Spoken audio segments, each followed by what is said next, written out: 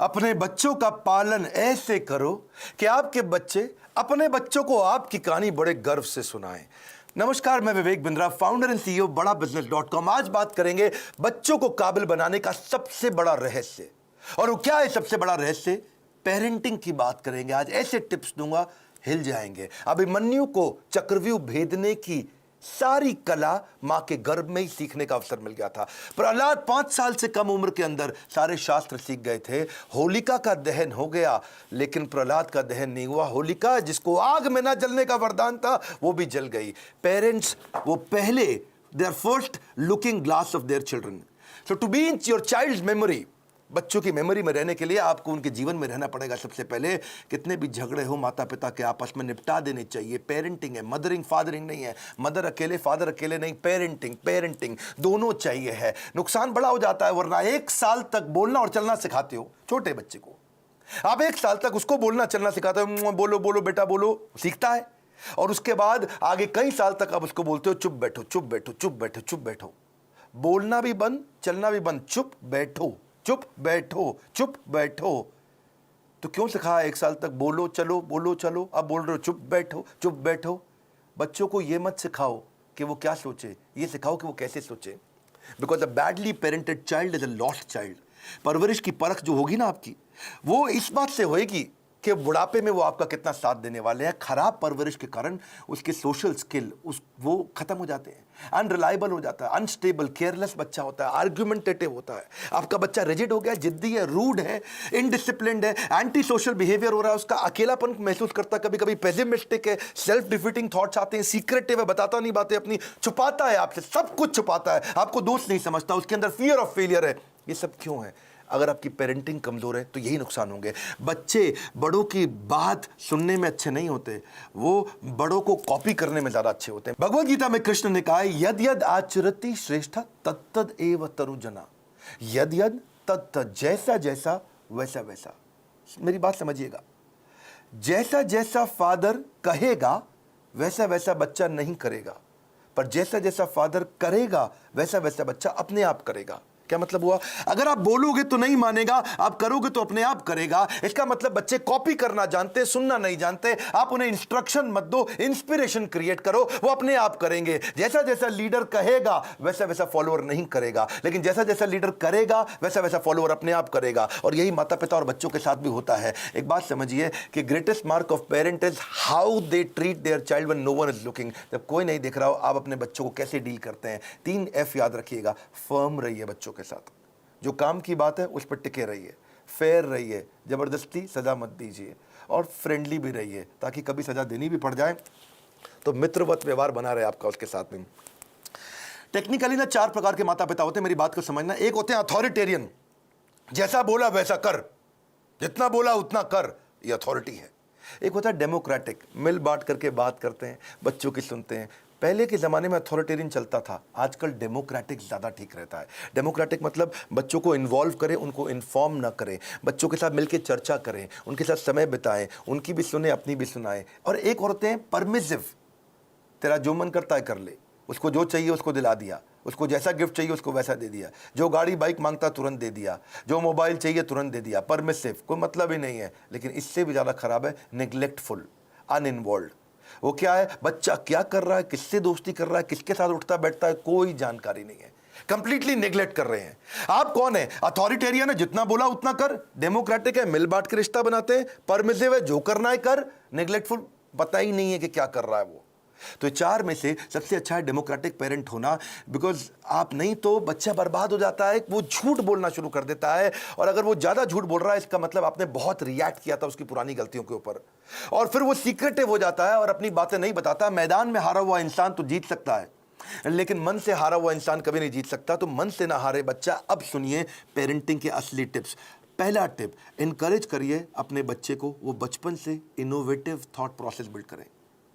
उसको ऐसे प्रश्न पूछिए कि वो इनोवेशन बिल्ड कर सके। दूसरा, उसके साथ बैठ के किताबें पढ़िए और अच्छे वीडियोस देखिए। ये नहीं उसको बता दिया, उसके साथ बैठिए, खुद भी पढ़िए, चर्चा करिए उसके साथ में। तीसरा, कुछ क्वेश्चनिंग का आपस में फॉर्मेट बिल्ड करिए, म्यूचुअल क्वेश्चनिंग, कुछ वो आपसे पूछे, कुछ आप उससे पूछो, और खास तौर से आप उससे पूछो, वो आंसर करे, ज़्यादा बोलेगा, रिलेशनशिप बनेगा। प्ले विद योर चाइल्ड, उसके साथ खेलिए, फ्रेंडशिप इज द की। उसकी दोस्ती हो गई तो आपसे कभी मन नहीं चुराएगा। अगला मेरा पॉइंट है बजटिंग। बच्चे को बजटिंग सिखाओ, उससे उसके इमोशनल रिक्वायरमेंट कम होगी, इंटेलेक्चुअल कैपेबिलिटी बढ़ेगी। बजटिंग का मतलब क्या हुआ, आप उसको बता सकते हो कि भाई तुम्हें 500 रुपया हफ्ता दूंगा, उदाहरण है, आप अपनी कैपेसिटी के हिसाब से डिसाइड कर लो। 500 रुपया हफ्ता मतलब 2000 रुपया महीना मिलेगा तुमको। अब तुम्हें कोई गेम खरीदनी है, कोई खिलौना खरीदना है, बहुत इच्छा कर रही है, लेकिन तुम्हारे बजट में नहीं आता, तो तुम एक महीना रुको, अगले महीने जब तुम्हारे पास 2000 की जगह 4000 हो जाएंगे तब खरीद लेना। अगर वो 6000 का है तो 3 महीना रुको, 3 महीने बाद खरीद लेना, पैसा इकट्ठा करो। इससे वो अपनी इमोशनल डिजायर्स को रेगुलेट करना सीख पाएगा। उसको बचपन से आपने थोड़ा थोड़ा फाइनेंस सिखा दिया, वो बचपन में ही कैलकुलेटर लेकर के समझने लग जाएगा, हिसाब लगाने लग जाएगा। उसको लर्निंग, स्पीकिंग, रीडिंग, राइटिंग, इसको बोलते हैं LSRW, इसकी प्रैक्टिस कराओ। अब कभी भी अगर कोई कहानी भी सुनानी हो बच्चों को, तो कहानी किसकी सुनाओ, कुछ हेल्दी फूड के बारे में, खाने की ईटिंग हैबिट्स के बारे में, या कुछ सक्सेस के बारे में कहानी सुनाइए। क्वेश्चन आंसर की टेक्निक बहुत काम आती है। उसको सिनेरियोज देकर के क्वेश्चंस करो कि अगर ऐसा हो तो क्या करना चाहिए, ऐसी परिस्थिति में क्या करना चाहिए, तो वो सोचेगा। जब वो अच्छा सोचेगा, उत्तर देगा आपको, तो अपने आप सफल होगा। उसको पैशन ओरिएंटेड कंटेंट दिखाओ। उसका वीडियो गेम खेलने का मन करता है, उसके अंदर देखो स्किल क्या है, उस स्किल के हिसाब के वीडियोज उसके साथ बैठ के देखो, उस स्किल के हिसाब के उसको स्किल की ट्रेनिंग भी दिलाओ। उसको अगर वो बाहर खेलने नहीं जा रहा है, अंदर केवल कंप्यूटर गेम पे लगा है, या केवल बाहर खेलने जा रहा है और कंप्यूटर पे बिल्कुल नहीं बैठता, इक्वल वेटेज दो। कंप्यूटर गेम्स से भी बच्चे का माइंड शार्प होता है, और बाहर भी खेलने जाए। यानी कि फिजिकल और इंटेलेक्चुअल दोनों कैपेबिलिटीज उसकी बिल्ड करनी जरूरी है। आप उसको अलग अलग सिनेरियो के जब क्वेश्चंस करते हो ना, तो उसमें रिस्क और फेलियर को भी थोड़ा थोड़ा आने दो उसकी लाइफ में। थोड़ा स्मॉल रिस्क, स्मॉल फेलियर आने दो, तभी बाउंस बैक करना सीखेगा। उससे वो प्रॉब्लम सॉल्व करनी सीखेगा, और problem solving is a game changer. मेरा एक इंपॉर्टेंट सजेशन है, अपने बच्चे के साथ में मोटिवेशनल कंटेंट बैठ करके कंज्यूम करें, यानी इससे उसका कैन डू एटीट्यूड बढ़ेगा। मैं भी कर सकता हूं। मोटिवेशनल कंटेंट के लिए जो भी अच्छे वीडियोस हैं, केवल मैं मेरे वीडियोस नहीं बोलता हूं, कई प्रकार की इंस्पिरेशनल स्टोरी बेस्ड वीडियोस आते हैं, कई एनिमेटेड वीडियोस होते हैं। उसके साथ बैठो, देखो, उससे पूछो आपने क्या सीखा, फिर आप बताओ आपने खुद क्या सीखा, फिर वो बताए उसने क्या सीखा। तो इससे उसके अंदर कैन डू एटीट्यूड बिल्ड होगा, और हो सके तो थोड़ा ऑर्गेनाइज करने में उसकी मदद करो। उसके साथ बैठ करके देखो, अपने आप बच्चा ऑर्गेनाइज कभी नहीं होगा। बेड लगाना तो आप मत लगाएं, अगर आप माँ हैं, बच्चे को साथ में लगाएं कि हम दोनों मिलकर आज बेड लगाएंगे, हम दोनों मिलकर आज अलमारी सेट करेंगे, हम दोनों मिलकर आज वॉशरूम साफ करेंगे, हम दोनों मिलकर के आज अपनी स्टेशनरी को ऑर्गेनाइज करेंगे, हम दोनों मिलकर के आज किताबों के कवर चढ़ाएंगे। और उसके बाद धीरे धीरे आप उसको बोले अब तुम करके दिखाओ, पहले आप करो और वो करे साथ में, फिर उसके बाद उसको बोलो अब तुम अकेले करके दिखाओ मुझको। उसकी थॉट प्रोसेस अगर बिल्ड होना शुरू हो जाए तो उसको प्रेज करो, तारीफ करो। उसको कभी कोई स्टोरी सुनानी हो तो ग्रोथ माइंडसेट की स्टोरी सुनाओ। आपको उसकी तारीफ करनी, actions that are appreciated they get repeated. तो जिस एक्शन पे आप उसको अप्रिशिएट करेंगे, उस एक्शन को बार बार लेगा। जिस व्यवहार पे दोगे पुरस्कार, उसी को तो वो दोहराएगा बार बार। और आप क्या करें, जब भी चर्चा करनी हो, गोल ओरिएंटेड चर्चा करो, फ्री फ्लो चर्चा नहीं होनी चाहिए। और क्या मजे हो रहे हैं, बस आप लगे ही हुए, इसके बाद कुछ भी बात किए जा रहे हैं। सोचिए मैं इसको कैसा बनाना चाहता हूं, उस सब्जेक्ट की कहानियों पे चर्चा करो, गोल ओरिएंटेड। हाँ, बच्चे को माइक्रो मैनेज मत करिएगा कभी भी। छोटी मोटी गलतियां करता है, करने दो, हर समय नहीं टोकना। आप पॉजिटिव साइड बिल्ड करिए, नेगेटिव साइड अपने आप चली जाएगी। नेगेटिव साइड को मना करोगे कभी नहीं जाएगी। तो इसलिए पॉजिटिव सोल्यूशन ओरिएंटेड क्वेश्चन पूछो। अगर वो कोई गलती कर भी देता है, बताओ मत तूने ये गलत किया, उससे पूछो इसको और अच्छे से कैसे कर सकते थे बेटा, इससे अच्छा तरीका क्या है। ये क्या है, पॉजिटिव सोल्यूशन ओरिएंटेड क्वेश्चन। बेटा आपको क्या लगता है सबसे इंटेलिजेंट बच्चे इसको कैसे हैंडल करते, बेटा आपको क्या लगता है सबसे अच्छा तरीका इसको करने का क्या हो सकता है। तो वो बेचारा कंपल्शन में आपको सही आंसर देगा। जब वो बार बार सही आंसर देगा, बार बार सही आंसर देगा, तो उसके संस्कारों में बैठना शुरू हो जाएगा, और धीरे धीरे वो वैसे ही प्रैक्टिस में भी आ जाएगा उसके। इसके बाद इसी का तरीका, इसी को बोलते हैं इन्वॉल्विंग पेरेंट बनना, इन्फॉर्मिंग पेरेंट नहीं बनना है आपको। और तभी आप उसके सोशल स्किल और इमोशनल लर्निंग्स बिल्ड कर सकोगे। जो मैंने बजटिंग बताया था, मुझको याद आया, इससे उसकी इमोशनल ग्रेटिफिकेशन को आप डिले भी कर सकते हो। इमोशनल ग्रेटिफिकेशन डिले होगी तो बच्चा कहां से कहां पहुंच जाएगा। आप रूटीन बनाने का प्रैक्टिस करिए, पहले खुद का रूटीन बनाइए, तभी बच्चे का बनेगा। ये नहीं कि आप आजकल वर्क फ्रॉम होम में बिस्तरे पे पड़े हुए हैं तो बच्चा भी ऐसे ही लेटा रहेगा, बैठेगा, अपनी क्लास नहीं अटेंड करेगा वो। तो और क्योंकि आप स्ट्रगल करते हो रूटीन फॉलो करने में और वो भी ये स्ट्रगल करने लग गया, तो पूरा परिवार आगे बढ़ेगा, इंप्रूव करेगा। उसको अगर और स्टोरी सुनानी हो, जैसे मैं स्टोरी की बात बार बार कर रहा हूं, तो डिसिप्लिन की स्टोरी सुनाओ। और अगर वो डिसिप्लिन नहीं है तो चिल्लाओ मत, डिसिप्लिन की कहानी सुनाओ, तभी धीरे धीरे इंप्रूव करेगा बच्चा। अगर आपने उसको बोला ना, बेटा सॉरी बोलो, आंटी को सॉरी बोलो, बेटा तुम गलत कर रहे हो सॉरी बोलो, सॉरी बोलो, समझ नहीं आ रहा मैं कह रही हूं सॉरी बोलो, बड़ा बेकार बदतमीज बच्चा, सॉरी बोलो। तो वो क्या करेगा, उसको लगेगा सॉरी बोल दूंगा बच जाऊंगा, अच्छा सॉरी, उसको लगा ले मम्मी चुप हो गई, ठीक है आगे से मत करना। अब वो चला गया, उसको लगा देखो जल्दी बच के निकल गया मैं, सॉरी बोलो सॉरी बोलो सॉरी बोलो, कुछ नहीं होगा, सॉरी सोचो, सॉरी सोचो। डीलिंग ठीक नहीं करनी है, फीलिंग ठीक करनी है, कंटेंट ठीक नहीं करना है, इंटेंट ठीक करना है। फ्रूट्स बाद में मिलेंगे, पहले रूट्स चाहिए आपको। तो डिसिप्लिन की स्टोरी सुनाइए उसको, ताकि वो थॉट प्रोसेस बिल्ड हो जाए। पब्लिक में उसकी बेइज्जती कभी मत करो, आपको पब्लिक में उसकी तारीफ करो, बेइज्जती कभी करनी है, या बेइज्जती मतलब थोड़ा करेक्शन भी देना है तो प्राइवेट में करो, अकेले में करो। क्योंकि कंपेयर, कंप्लेन, क्रिटिसाइज ये कैंसर है, रिकॉग्नाइज, रिफॉर्म, रेक्टिफाई यही उसको ग्रोथ देगा। बात समझिए कि आप उसका नेचर बदल ही नहीं सकते, आपको नेचर बिल्ड करना है, नेचर बदलना नहीं है, नेचर डेवलप करना है आपको। कभी परेशान हो तो उसको हक करो, उसको पॉजिटिव टच दो अपना, तभी बात बनेगी आपकी। उसको नए नए प्रकार के स्किल सेट सिखाओ। आजकल तो कोडिंग बचपन से बच्चों को सिखा रहे हैं, 5 साल का बच्चा भी आजकल मोबाइल ऐप बनाने की तैयारी कर रहा है। Code academy, white hat junior, code monkey, code Avengers, ये बहुत सारे अपॉर्चुनिटीज है जहां से आप बच्चे को कोडिंग सिखा सकते हैं। उसकी सेल्फ एस्टीम की बकेट को आप भर पाओगे इससे। एक्चुअली सेल्फ एस्टीम से याद आया, एक होता है इमोशनल कप। हर बच्चे का एक इमोशनल कप होता है, इसको ऐसे समझो। जिस बच्चे का इमोशनल कप खाली हो जाता है वो बच्चा बहुत गलत डायरेक्शन में जाता है, जिसका इमोशनल कप भरा होता है वो हाई सेल्फ एस्टीम के साथ ठीक आगे चलता है। इसके लिए आपको love, affection, sense of security और अटेंशन देना पड़ेगा, उसका इमोशनल कप भरा रहे। अगर आपने उसके साथ खेले, फ्रेंडशिप किया, क्वालिटी टाइम दिया और प्रेम किया, उसको प्रेज किया, अप्रिशिएट किया, उसका कप भरा रहेगा। लेकिन अगर आप उसको पब्लिक में बेइज्जती किया, क्रिटिसाइज किया, एब्यूज किया, निगलेक्ट किया, उसका ह्यूमिलिएशन किया, उसको पनिशमेंट दिया बिना किसी रीजन के, वो अकेलापन महसूस करता है, फेलियर महसूस करता है, रिजेक्टेड महसूस करता है, उसका इमोशनल कप खाली हो जाएगा बिल्कुल।